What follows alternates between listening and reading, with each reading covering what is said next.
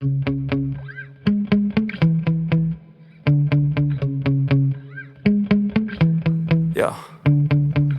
Sometimes I get so mad, there's no controlling me. My thoughts get so bad, I'm like, I might grab a bat, I don't know. My wrath, my blood boils over like, oh God, here goes. I lost all feeling from my head to my toes. You said some shit that I can't let go, so just stay tuned for the rest of the show. So have you ever felt betrayed? Switches how you see things, realize something needs change. Cause I know you got me fucked up, let me show you what's up. Cause enough is enough. I'll take a face full of pavement just to make a statement. I know there's no turning back. Oh God, adrenaline wasted, so mad I can taste it. I know there's no turning back. I'll do what it takes, I ain't making mistakes like that. I'll play it on your face just to make you go take it back. I'll lose my shit, I go crazy when I'm mad. And now you go wish you would shut the fuck up real bad.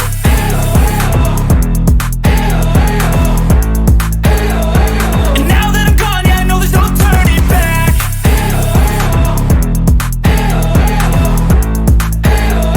And now that I'm gone, yeah, I know there's no turning back. I don't fucking take smoke, I'ma poke a hole through you. Choking's overdue. Come at me and you won't get. I live on a planet in the universe called Earth. I live in the greatest country on that planet, America. In America, we have many things, and I'd like to share some of them with you. Sure, it's expensive to live here, but the things that we have here cost. Although the Dollar Tree isn't the Dollar Tree anymore. It's the $1.50 tree. What is up with that? But we have the greatest military in the world, the greatest soldiers on earth. Shout out to the veterans, enlisted, and the fallen. Thank you so much for your service, your courage, and your bravery.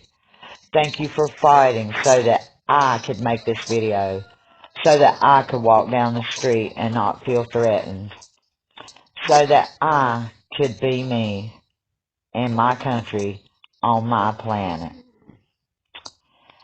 We have some of the most beautiful scenery in the world. We have beautiful lakes with great big bass and catfish. We have wildlife, bears and coyotes and skunks and raccoons and beautiful flowers. We have some of the prettiest highway scenery in the world. Yeah, good old US of A. Land of the free and home of the brave. Baseball, apple pie, and football. Oh, but wait a minute. There are a few things that I'm not exactly happy with, that I'm not proud of. I don't really like big cities. They're full of pollution, crime, cars, people. We've got one of the biggest national debts in the world. We're going to become the United States of China if we don't do something. And as far as our politicians go, they are the biggest, dumbest liars in the world if they think that I would believe anything that they said. And I voted for some of these guys right here that I'm showing you. But I want you to remember their faces, because the faces you're seeing now will be important later on in the video. We've got all kinds of secret societies in America, i.e. these pigs. But we've got Freemasons, we've got the Illuminati, and guess where else they have an Illuminati? In space. They sure do. They got one out there. We have UFO enthusiasts here. We have multiple UFO programs and strategies and plans for a country that denies UFO existence. So I hope that you'll join me on this journey of what I found out about alien disclosure. We're going to call this the Galactic Files.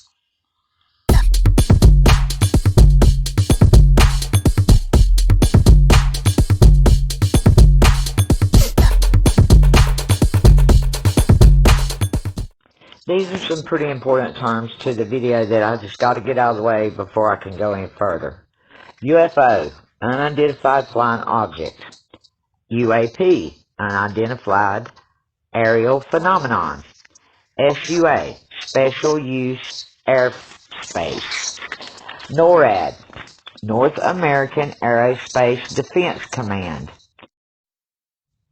USAFSC, United States Air Force Space Command. APIS, APIS, Alien Presence Intelligence Agency. NSA, National Security Agency. ONAI, ONAI, Office of Naval Alien Intelligence. UAPTF, Unidentified Aerial Phenomenon Task Force. AAIP, Advanced Aerospace Identification Program.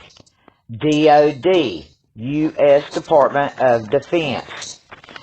U.S. UFO Program.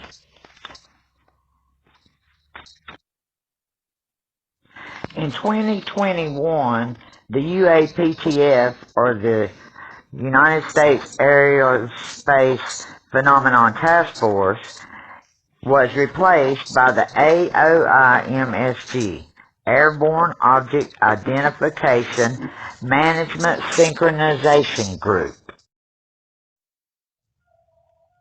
The USAFSC is the United States Air Force Space Command. They own and operate the CMOC, Cheyenne Mountain Operations Center. Then we have the CMSFS, Cheyenne Mountain Space Force Command.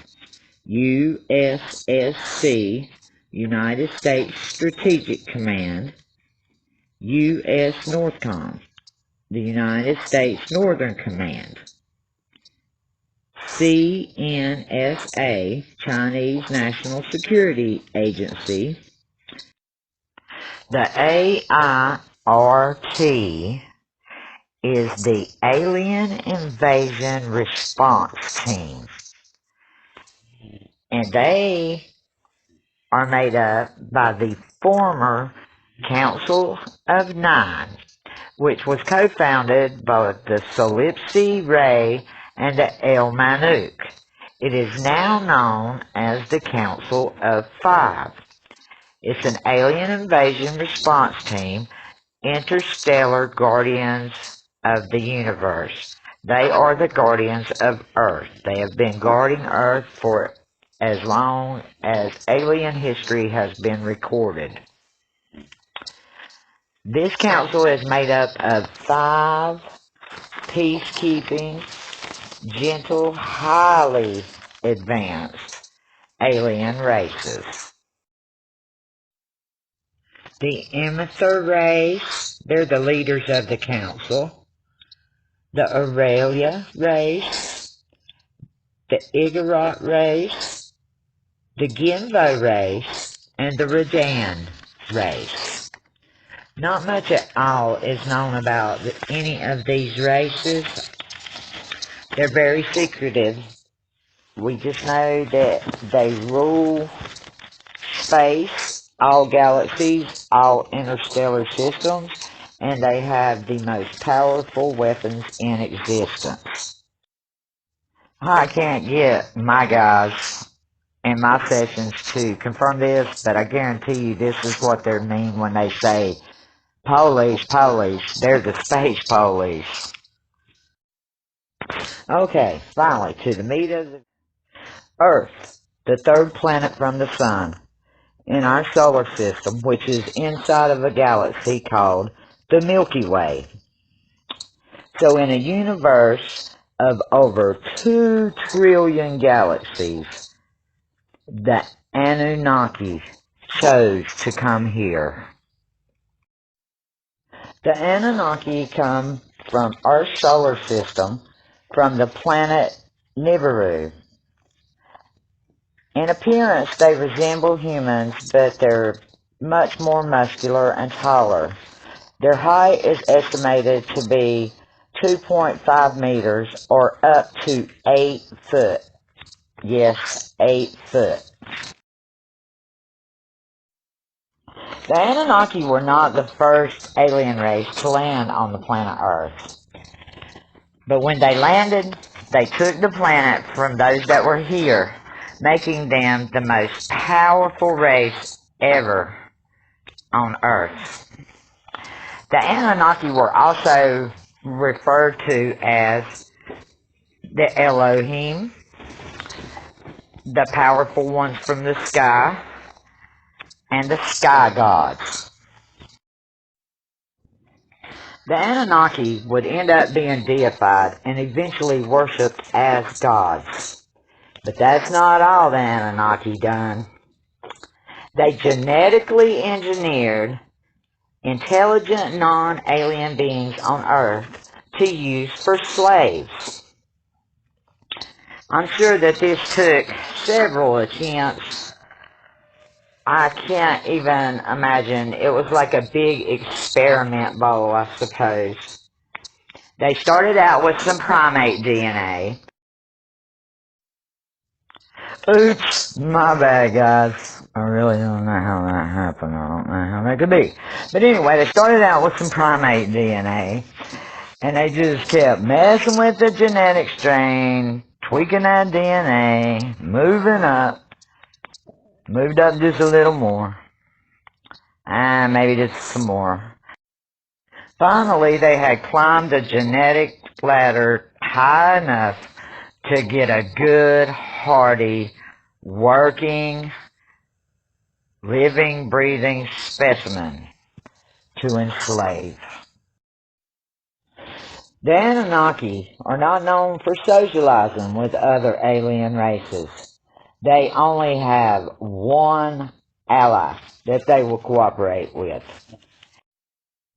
And that is the Zeta Reticuli race. Not to be confused with the Greys. They're the Solipsi race. The Zeta Reticuli. So the Anunnaki had already had a taste of playing in the gene pool, feeling like they were gods, so they went ahead and created a subspecies of Zetas that ended up becoming the pharaohs of Egypt. This is probably how the Anunnaki got as deified as they did. But trouble was on the horizon. The reptoids, reptilians, or draconians, whatever you want to call them, infiltrated the pharaohs as temple priests, and they ended their reign in Egypt. So now, as you can probably guess, the Anunnaki are not happy at all with the reptiles.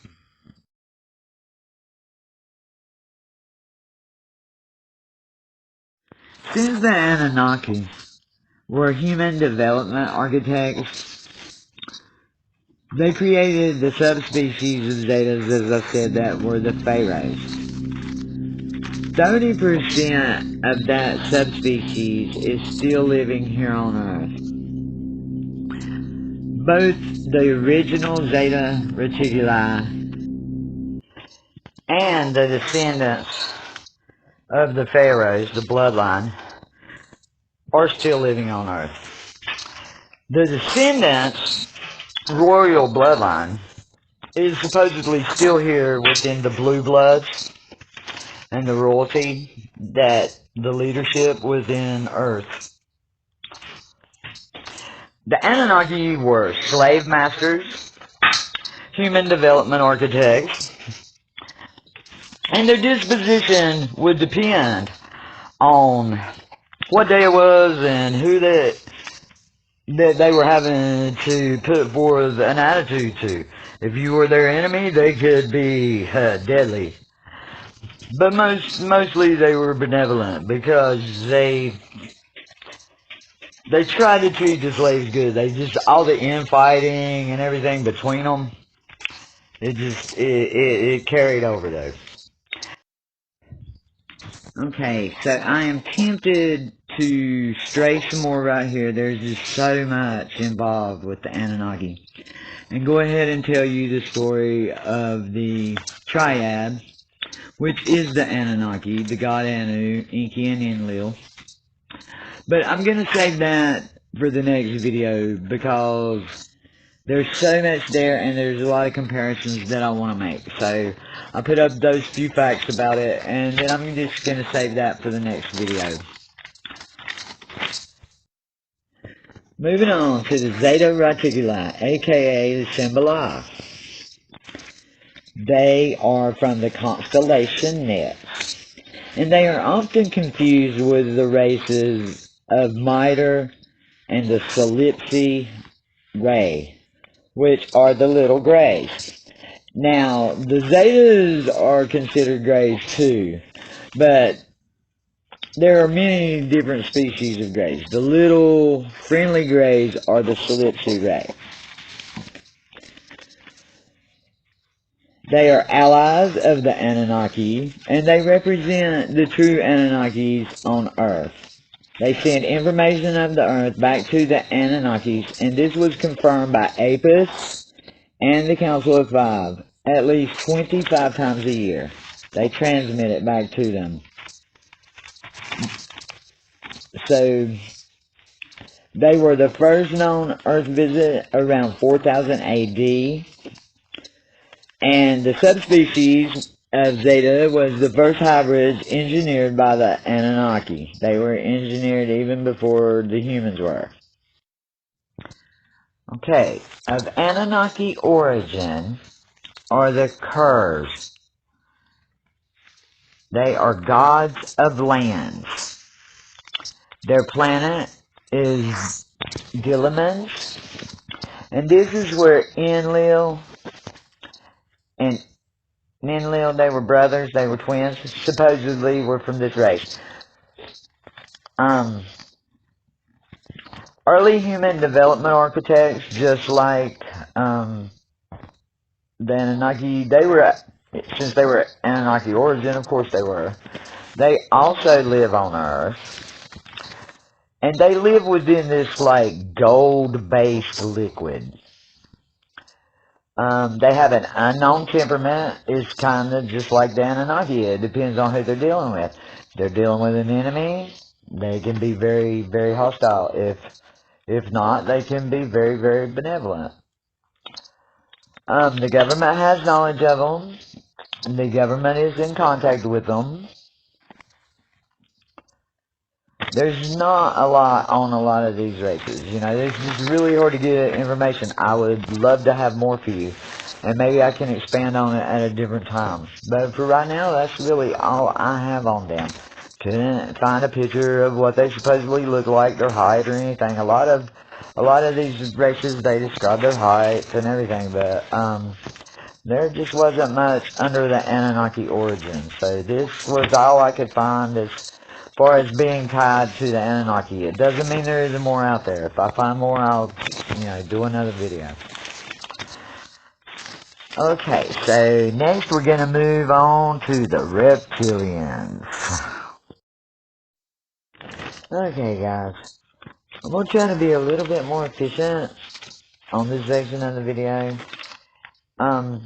I was listing all the origins and allies separately. I think I'm just gonna list everything that is reptilian related, and that way when I get to the race, I will only have to do what is pertinent to them and not repeat myself like 4 or 5 times. So I'm gonna try to do better here. Alright, we have the reptilians. They are also called the reptoids and the draconians. The reptilians are the most feared of the reptoid species. There are 3 main known reptile species. But if you get to looking, there's a lot of them, because the snakes are considered reptiles, turtles, crocs, anything like that falls under that reptoid as a species. So, you know, it gets a little deep with the reptiles. You can get more information on the reptiles, I think, than any other alien race. The reptilians are infiltrators. They like to infiltrate the colonized planets. They have colonized over 500 planets, and Earth is listed as one of them. They're shadow rulers. They like to rule from the shadows. They like to pull the puppet strings and be in the background. If they come to your planet, you can bet they're trying to take it over. They are excellent shapeshifters. They are extremely telepathic. But they live in harmony pretty much with the humans because they try to stay out of sight. You know, dragons are not really sociable anyway. They're extremely technologically advanced. They like to, you know, just be all about their plans and agendas. They are from the constellation Draco, and they have a couple unique abilities that other alien races don't have. First off, they can travel interdimensionally without ships. There's only maybe one or two other races that can do that. And I mean physically, not like astrally projecting or third eye. They physically can travel light years without a ship. And that's incredible. Also, high-ranking individuals can become invisible. But to gain this power, you must be accepted by an elite group, the Illuminati of reptilians, called the Draco. The Draco are co-founders of the Earth's Illuminati. The Draconians, Reptilians, Reptoids have 3 APHIS and Council of 5 confirmed bases on Earth. They are located in the Bermuda Triangle, off the coast of Denmark, and one off the coast of New Zealand. They have a very heavy presence in Area 51. Just about anybody that's been in there and come out alive and talked about it has talked about them. They're also said to be joined there by the Matra, which is their ally. I got one more term for you, DTH, disposition towards humans. Some of them's unknown, some of them are peaceful with humans but fight with other alien races, so, you know, I just made like a little system so we would know. Also, the ones that I am listing here, these come from, like, declassified sources, like, all over the world, and that UFO files, like, stuff. Declassified documents that, are from world governments, and then the APHIS, and also the Council of 5 has, like, declassified and released on Earth, copies of their alien records, or you know, celestial, heritage records, or whatever they call them. Alright, we're still in the reptoids. First up is the Algroup. They are the builders. Their origin is reptilian, draconian. Their skill is building high-tech ships for galactic travel. They're space travelers, don't stay in one place very often. Their lifespan is 230 Earth years. They were last seen, and by last seen, I mean confirmed, proven sighting in the public. This don't have nothing to do with the government. This is for the public. Last seen in Tokyo, Japan in 2005. Well, now we got Kazar 3. They are the survivors of an extinct reptoid race. They are very low level technologically advanced. They have some human characteristics, like their skin is like ours, but that's about it. In 1978, they crashed a ship in Italy. and 2 of them were captured. 3 days later, they were transferred to a U.S. air base in Italy, and they're still in U.S. custody to this day.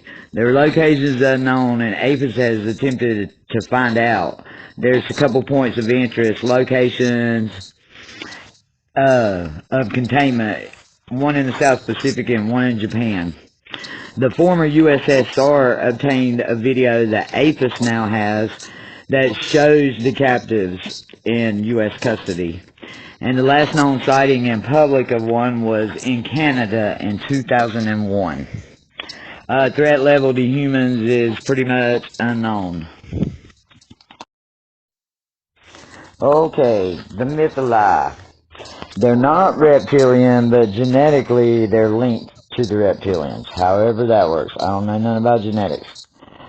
They're from the constellation Serpens, which is near the Allia star system. Their first recorded Earth visit was June 13th, 1965. Disposition towards humans is no threat to humans. They have an unconfirmed base in Antarctica and are frequently seen, like, all the time. They have a skeleton-like appearance. They look like Skeletor from Castle Grayskull. I swear they do. And their last sighting in public was in 1997 in Antarctica. Alright, Invisibles. I've been waiting to get to this one. The Invisibles are seen mostly and reported near high security, like nuclear power stations, nuclear warhead facilities across the world. They're a kind of alien species, but even the aliens that have answered questions on them deny that they're species. You know, like how the Dracos have that order of invisibility, where you have to be that Draco to get that power.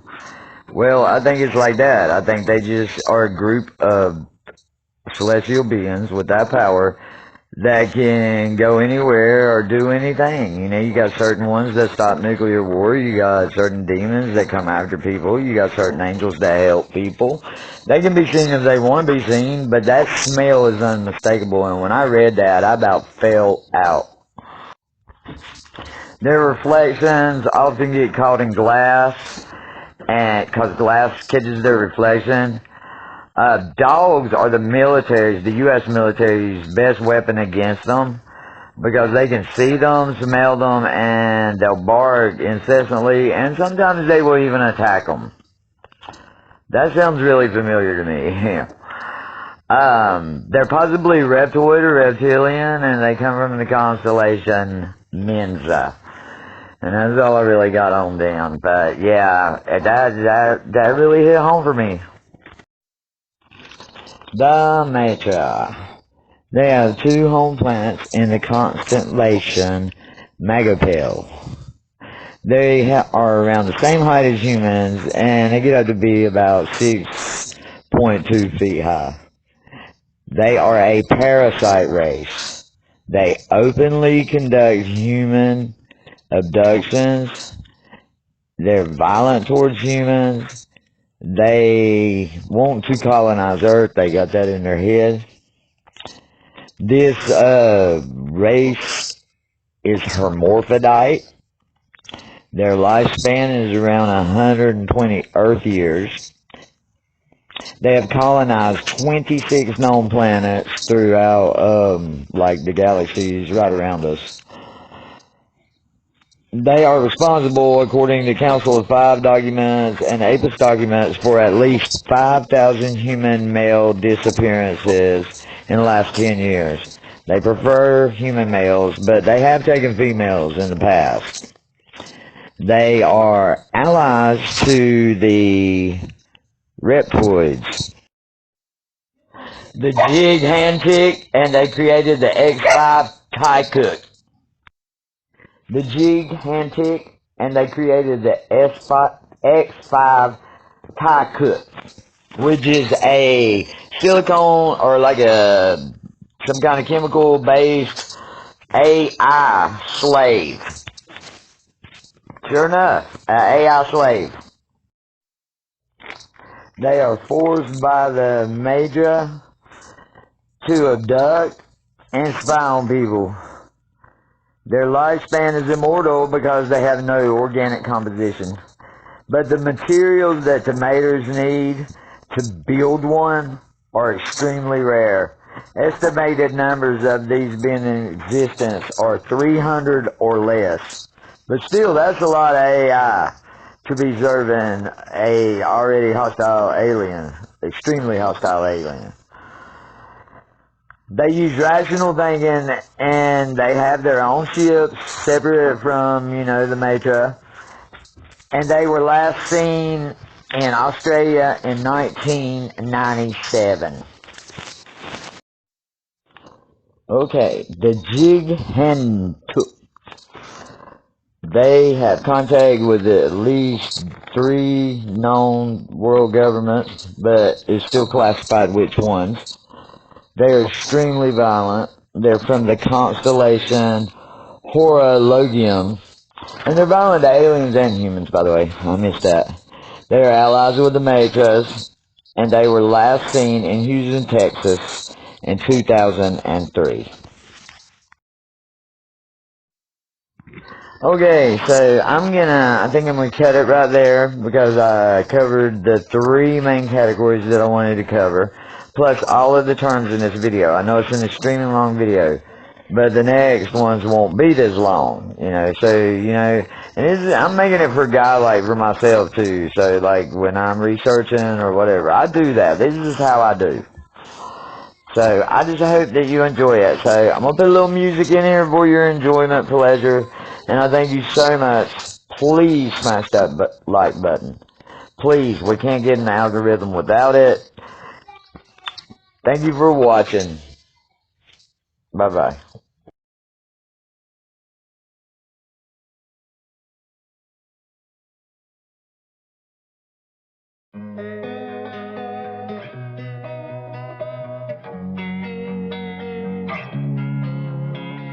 Losing time, I'm fading fast. I just wanna make it last. Try to let go of the past. I close my eyes, embrace the blast. Sleepless nights and headaches stack. Restlessness to hell and back. What's my purpose? What do I grab? A slippery surface, a heart attack. And sometimes you just gotta believe there's something that'll give you relief. There's something that'll have what you need. What you need. We're broken, it's tragic. We're not all elastic, but maybe there's magic. Believe you could have it. And I know of sadness, the anxious and panic, the infinite vastness of all that is blackness.